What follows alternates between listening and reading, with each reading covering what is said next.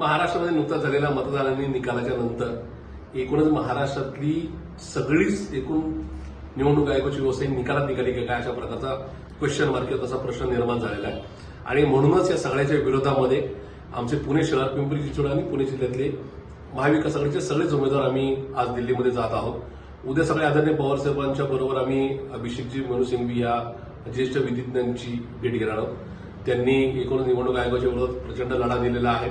आम्ही आमच्या मतदारसंघात ईव्हीएम असेल, व्हीव्हीपॅट असेल याच्यामध्ये झालेलं टॅम्परिंग, त्याचबरोबर या सगळ्या प्रोसेसमध्ये मतदार याद्यांमध्ये झालेला घोळ, मतदानाची वाढलेली टक्केवारी, या सगळ्या गोष्टी करून उद्या निवडणूक आयोगासमोर जाणार आहोत. त्याचबरोबर सुप्रीम कोर्टामध्ये उद्या किंवा परवा आमची याचिका दाखल होईल.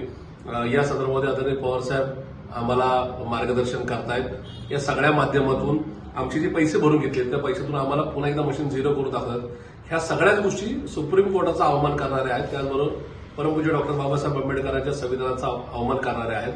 आणि म्हणून आम्ही उद्या सुप्रीम कोर्टामध्ये धाव घेत आहोत, याचिका दाखल करत आहोत. माझी आजही या सगळ्या परिस्थितीमध्ये भारतीय न्यायव्यवस्थेवरची विश्वास असणारी जी काही धारणा आहे ती आजही कायम आहे. मला खात्री आहे की निवडणूक आयोगाने कितीतरी फसवफसवी केली तरी या देशातलं सर्वोच्च न्यायालय हे आमच्या बाजूने नक्की निकाल देईल.